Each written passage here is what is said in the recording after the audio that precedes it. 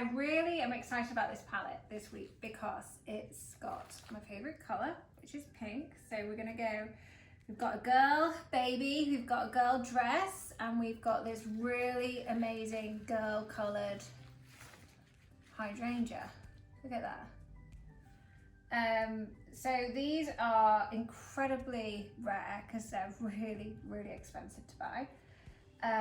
But they've got these huge heads to them.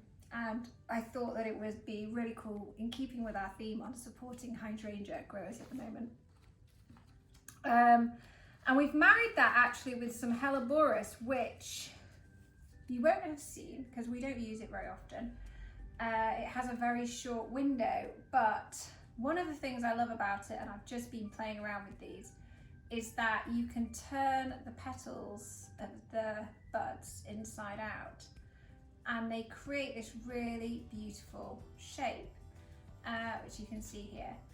And the other thing about Helleborus is, and if I was to give you a tour of my house, you'd see that I have some in a bud vase next to my bed because it lasts for ages. So it holds and then it just dries beautifully and it keeps its color and it keeps its posture and shape. So it's a really nice one to have at home.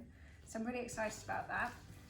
And then we also have some sedum. So we've used this before. I'm sorry, I've got a really small piece because this is the last piece that we have.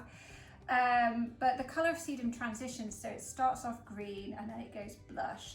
And then through autumn, it goes like a dark red. So we're going to be using this at different times of the year. This is probably going to be our last summer box, actually. And we're going to be moving into fall after this. And actually fall's coming early this year because it's really, really hot, and you'll notice on the leaves on the trees have already started to drop and already started to transition in colour. So that's one of the clear signs. So this will be our last summer box.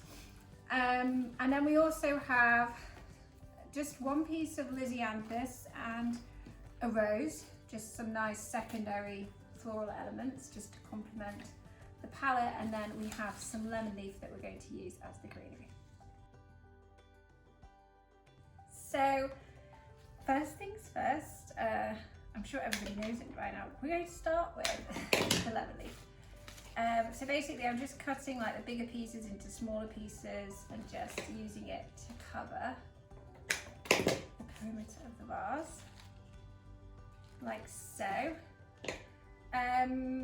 Some of these pieces are, sometimes you get them in a V shape. I would actually recommend cutting those in half because they can be a little bit problematic to deal with because they kind of interrupt the vase. So I would cut them into single pieces because it's just a bit easier to manage. So you just want to do like the right side and left side. You know, I might actually leave the rest of this and put it in at the end because the problem with lemon leaf sometimes is if you load it so full, it just all comes out. So let's just leave it there for now, and then we can, if we have space at the end, we can add those pieces. Next up, we have the wonderful hydrangea. So it has huge leaves on it. So just pull those off, any that fall below the waterline. And then, I know they're so big, these. I did struggle a little bit because I was just like, are they too big? But I don't think you can ever have a flower that's too big. We'd never complain if it was a peony that was too big. So here we go. Voila, like this. In fact, it's leaning forward a bit, so I'm going to cut it down a teeny tiny bit again and just put it to the side of the vase like that. So you have two pieces of Helleborus. So like I said, let me show you on one of these. So when yours arrive, they'll probably look a bit like this and not like this. So what I've done is I've just spent a good 10 minutes sitting down in a quiet corner while there's nobody else in the house, just turning the leaves inside out. The ones that are really tight, I'd keep those for now because they're going to open up as they absorb water.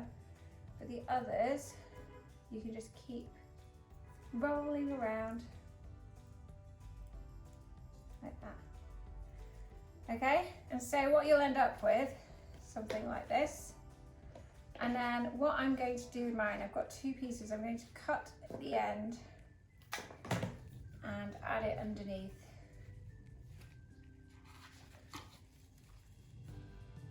So I think it has a nice like accent piece underneath the hydrangea.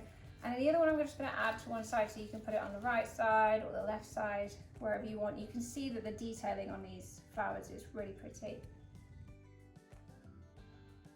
So on your yarrow, you'll have a really long stem and it'll have lots of leaves on it. So just pull the leaves off, cut the end a little bit, and we're just going to add it at the back. So we're using this to kind of fill in any negative space that we have.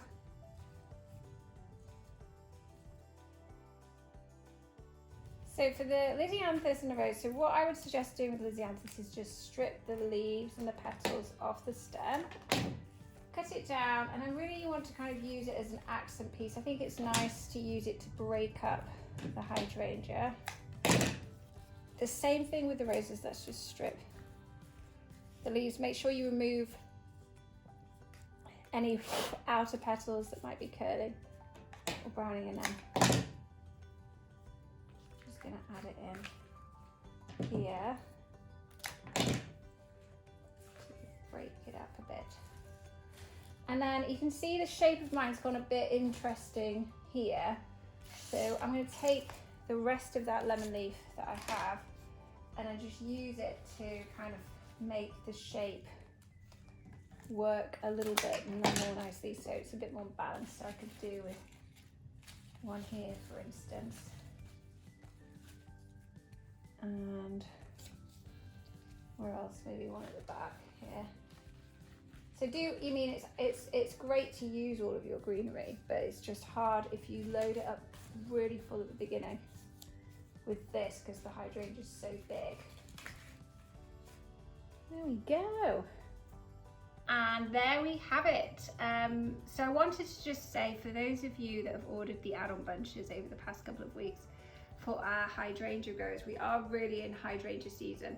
And as you know, we think it's so important to support our growers that specialise in flowers like these that are really special. And so if you've ordered it, great. It just means that we can buy more stems from our farmers in Oregon. We are really excited about the texture of these. The pink one probably won't dry as nicely as the limelight one, which is the green one that we had in our box last week, and you can use it as an add-on this week. But it will dry. I mean, it's got very huge petals, so you can we can talk. If you follow our flower club, we're going to be talking about pressing the petals from the hydrangea, and then one of the things that we're going to be exploring in the next couple of weeks is how you can use your pressed petals to decorate a pumpkin, which is very cool. So stay tuned. If you're not a fan of our flower club page, which is a Facebook group, it's completely free, then head over there, and it's a really nice community of people that just share their arrangements and ask random questions. So yeah, and I'll see you next week.